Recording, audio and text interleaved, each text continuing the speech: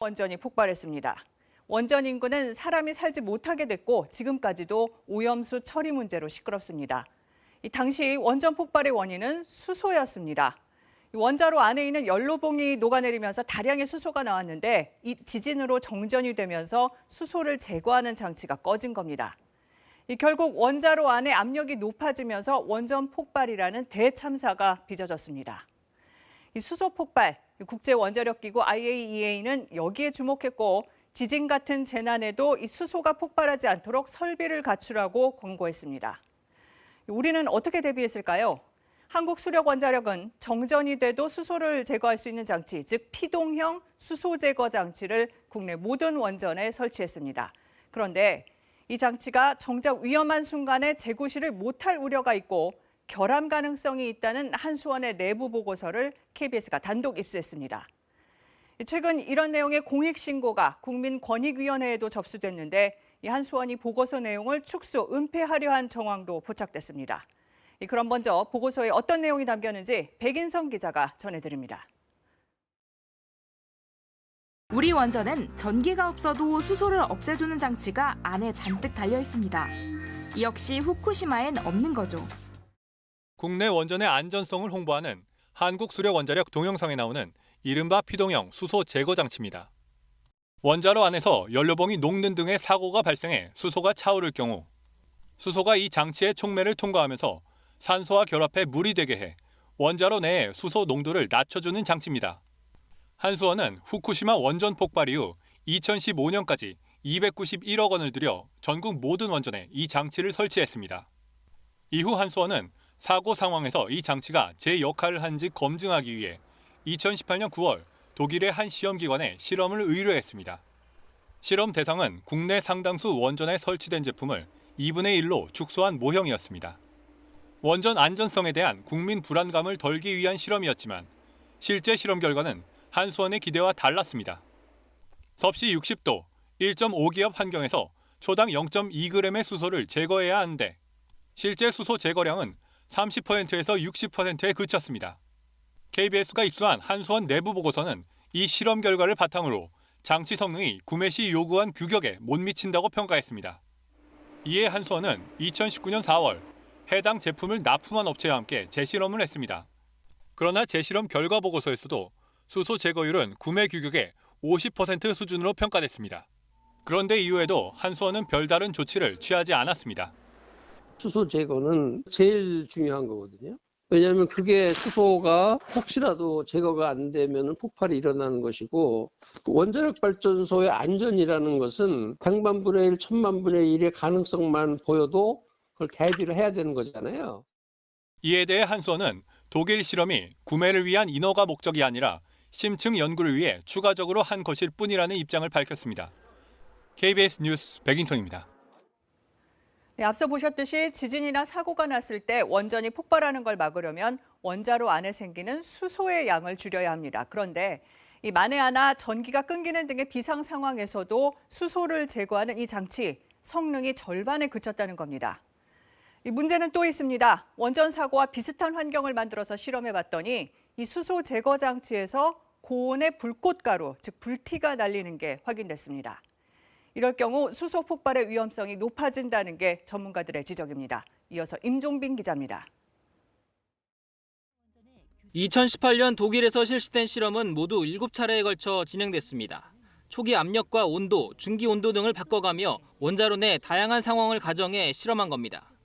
이 가운데 장치의 촉매 온도가 500도가 넘어가고 추가적인 수소 제거를 위해 물이 뿌려지는 등 실제 원전 중대 사고 상황과 비슷한 환경을 만든 2번의 실험에서 특이한 점이 관찰됐습니다. 수소 제거 장치의 촉매가 떨어져 가루로 흩날린 겁니다. 촉매 가루는 수소와 반응하면서 관찰 시작 1분 만에 고온의 불꽃으로 변했습니다. Okay, Sie den Drücke, kommt das da raus? Oder? 보고서는 이렇게 불붙은 촉매가 날리게 되면 넓은 범위의 수소 연소를 일으켜 원자로 내부의 압력을 더 높일 수 있다고 지적했습니다. 이 장치가 오히려 수소 폭발의 원인이 될 수도 있다는 겁니다. 이런 게 일어나면 안 되는데 이거는 정말 직격탄이에요. 일단 경락 건물 내에서 불꽃이 일어나면 안 돼요. 거기는 물론 단열도 있고 하지만은 가연성 물질이 많거든요. 보고서는 또 실험 뒤 코팅된 촉매 상태를 확인한 결과 표면 손상이 관찰됐다며 원인 규명이 필요하다고 적시했습니다. 하지만 한수원은 이 역시 별다른 후속 조치를 하지 않았습니다. 한수원은 촉매가루가 불티로 날리는 데 대해선 이상 현상으로 인식하고 있다고 밝혔습니다. 한 번을 가지고 뭔가 문제가 있다, 아니면 뭐가 가능성이 있다라고 어떤 일반화할 수 있는 그런 데이터가 굉장히 부족하다는 거죠.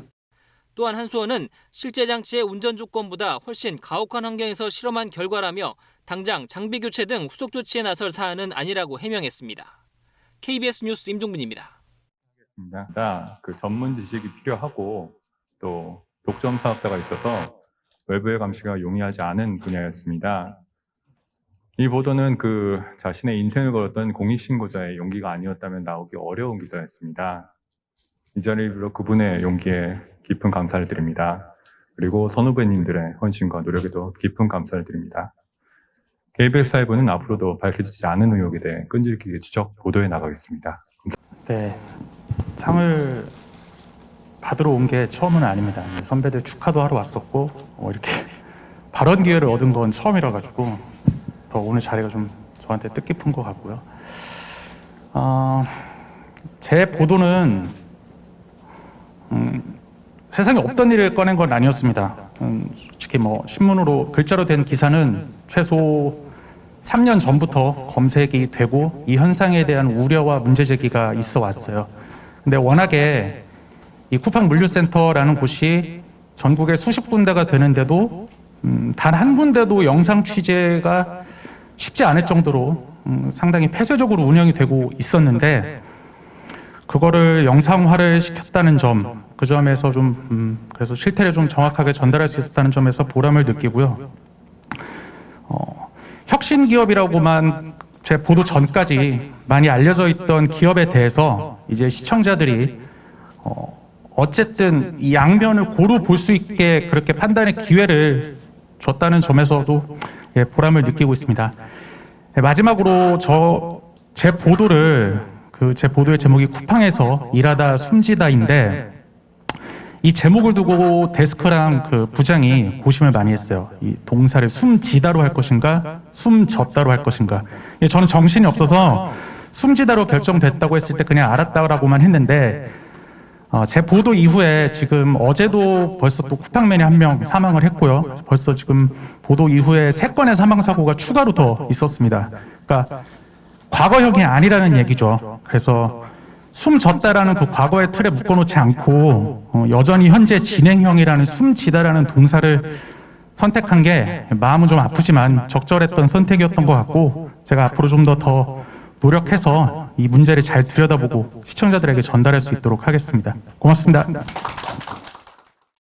네, 코로나 때문에 출근하지 않고 집에서 일하는 사람이 늘면서 정부가 재택근무용 프로그램을 구입하는 기업에는 얼마씩 지원을 해주고 있습니다.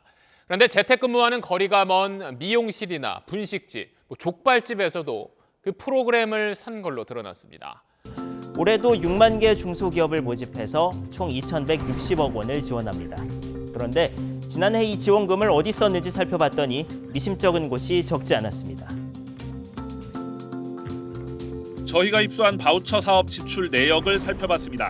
재택근무 앱을 미용실, 분식집 또는 족발집에서 대거 구입한 게 눈에 띕니다. 어플이야? 네. 아니 그거를 왜 SBS에서 왜 두 사람 하나만 하는 거예요? 저 몰라요. 그거에 대해서 몰라요. 결국 한 미용실에서 대답을 들을 수 있었습니다. 30만 원대 정도나 그 정도 받았대요. 더 이상 묻지 마세요. 우리가 말을 참 조심해야 되거든요. 말을 잘못하면 골치 아파요. 이곳 남대문 시장 상인들 가운데 약 500명도 400만 원짜리 재택근무 앱을 각각 구매한 걸로 확인됐습니다. 20억 원어치입니다.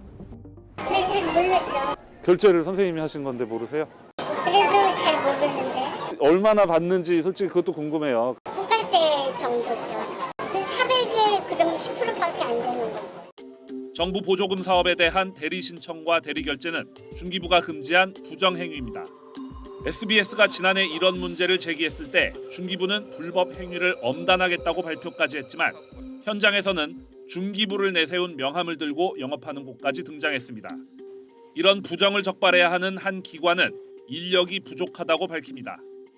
짧은 시간에 그 8만 개 이런 걸 하다 보면은 조금 제대로 못한 부분이 있을 수 있을 것 같아요. 무슨 뭐 떡볶이집이다, 뭐 1인 미용실, 뭐 택시라고 그 시커먼이거든요.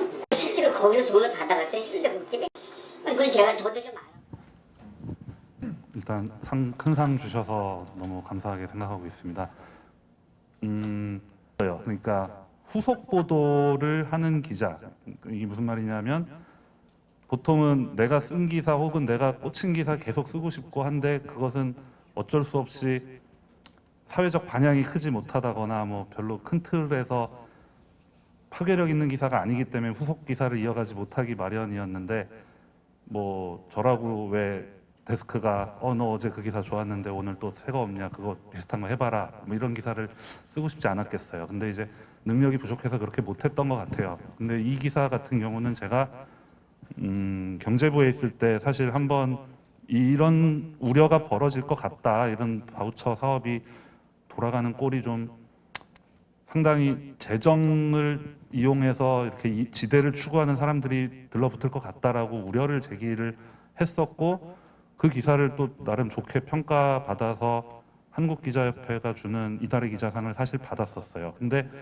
그것에 대해서 제 입장에서는 그게 사회적으로 반향이 크진 않더라도 이어가고 싶었던 거예요. 그럼 우려를 제기했을 때 그러면 그게 진짜 어땠는지 그 실태를 한번 몇 달 지나서 확인해 보고 싶었는데, 아니나 다를까 상당히 우려했던 것 이상으로 좀 문제가 심각했고요.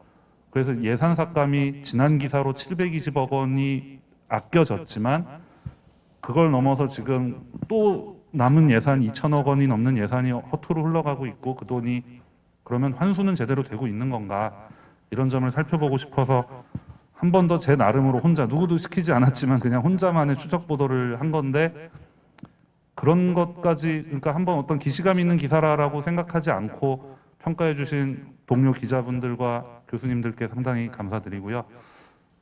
앞으로도 혼자만의 추적 보도를 계속 이어가고 싶습니다. 다른 방면에도. 네, 감사합니다. 격려로 받아들이겠습니다. 한솔 페이퍼텍 공장 부지는 모두 3만 2천여 제곱미터. 이 가운데 일반 공업지역은 25%에 불과합니다. 나머지는 모두 개발 제한구역에 속하는 겁니다. 공장 건물 외벽에는 마음대로 철골조로 된 공작물을 붙여서 사용했습니다. 원래 주차장이었던 곳은 폐기물을 쌓아놓고 쓰고 있었습니다. 지난해에 내려진 시정 명령만 모두 29건인데 이행한 건 11건에 불과합니다. 하루 100대가 넘는 대형 화물차가 다니는 정문 앞 진입로도 땅 주인이 원상 복구를 바라는 사유지입니다. 얼마 전 문제가 제기되기 전까지 철문을 달아 걸어 잠그고 마치 자신들의 땅처럼 쏘았습니다. 한솔 페이퍼텍 공장 안을 가로지르는 폭 4m 정도의 구비대 길은 900여 미터. 공장을 세울 때 낸 설계 도면에 공장 옆 도로가 6m로 돼 있지만 실제는 4m도 되지 않습니다. 농사에 쓸 물을 공장에서 사용하도록 하는 것은 문제가 없을까?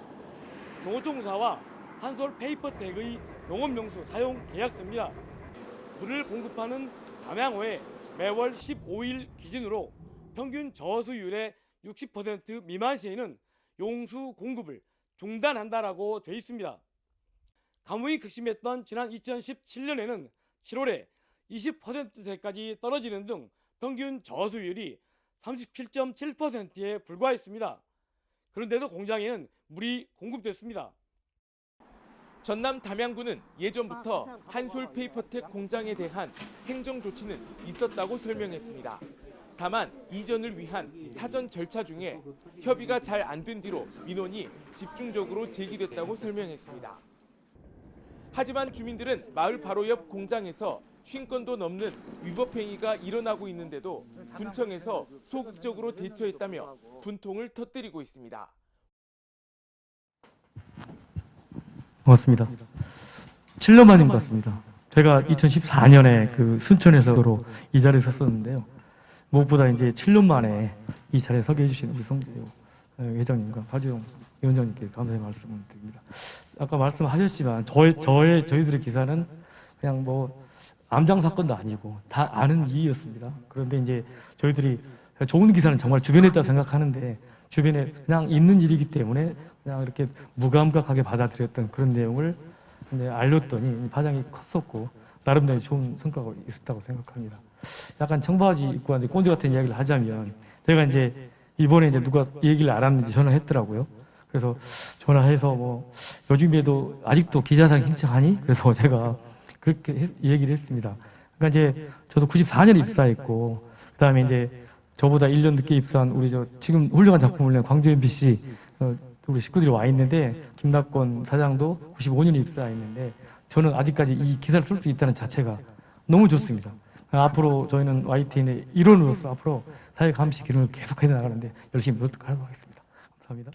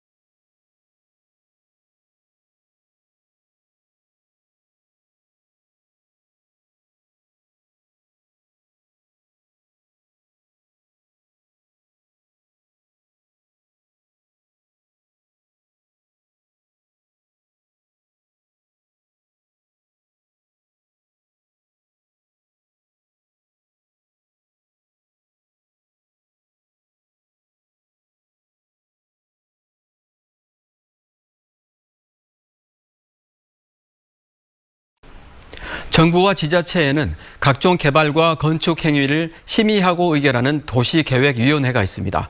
그런데 광주도시계획위원회는 지난 2년 동안 단 한 차례의 부결도 없이 상정된 안건을 모두 통과시켰습니다. 도시 경관이나 환경 측면에서 모두 통과시킬 만한 사업이었을까요? 김철원 기자가 보도합니다. 광주에서 주거지역을 상업지역으로 용도를 바꾸거나 고층 아파트를 짓기 위해 주거지역 종류를 가능한 것으로 바꾸기 위해서는 반드시 이 위원회 심의를 통과해야 합니다. 30명의 위원으로 구성된 광주도시계획위원회는 한 달에 한 차례꼴로 회의를 열어 광주 지역의 각종 도심 개발 현안을 심사하고 의결하는 법정위원회입니다. 그런데 최근 2년 동안 광주도시계획위원회가 부결시킨 안건이 하나도 없는 것으로 나타났습니다. 2019년부터 지난해 말까지 열린 24차례 회의에서 83건을 심의했는데 원안 가결과 수정 가결로 모두 통과시켰다는 겁니다. 정말 아닌 사항에 대해서는 과감하게 부결을 시켜서 사업자들이 안건을 올리는 단계에서부터 광주라고 하는 도시 전체에서 우리가 하는 이 역할이 어떤 것인지 또 그런 것들을 전체적으로 생각하면서 볼 수 있도록 해야 되는데, 이에 대해 광주시는 부결이 되지 않도록 사전에 조율하고 조정해서 그런 것일 뿐 도시계획위원회가 거수기위원회라는 시민단체의 비판이 지나치다는 입장입니다. 서로 피해가 최소화되고 민원이 또 분쟁에 이런 소지가 없도록 배치를 이렇게 이러이러한 사항은 보완하십시오. 보완해서 도시계획위원회 안건 상정을 하십시오. 광주도시계획위원회는 최근 위원들 면면이 바뀌었습니다. 올해부터 2년 동안 광주 지역의 각종 현안들을 심사할 인사들이 새로 꾸려졌는데 이 가운데 절반가량은 이전 위원회 위원들입니다. 그래서 앞으로 2년도 또다시 부결 없는 도시계획위원회가 될 것이라는 우려가 제기되고 있습니다. MBC 뉴스 김철원입니다. 계획위원회라는 것은 이번에 행정 쪽에 출입을 하면서 처음 저도 이제 이 도시계획위원회가 가지는 역할이 이렇게 큰 역할이구나 라는 거를 느끼면서 취재를 시작했고, 취재를 하던 과정에서 이것들이 조금 더 감시의 역할이 조금 더 필요한 분야구나 라는 생각들을 하면서 취재를 하게 됐습니다. 그래서 결국 그렇게 이제 알아냈던 정보들을 통한 취재가 결국 광주광역시의 행정을 바꿀 수 있는 결과로 이어졌다는 점에 대해 상당히 뿌듯하게 생각하고, 그리고 이 지역 사회에서의 어떤 행정 감시 기능, 서울과 같이 기자도 많고 매체도 많은 오히려 그런 곳보다 더욱 감시가 필요한 지자체를 감시하는 역할을 하고 있다는 데에 대해서 자부심을 상당히 느낍니다. 그리고 열악한 환경 속에서도 열심히 취재를 하고 있는 지역의 기자들이, 그리고 저희 회사 구성원들이 이 상을 통해서 저도 그렇고 다시 한번 기운을 얻어갈 수 있는 그런 기회가 됐으면 좋겠습니다. 감사합니다.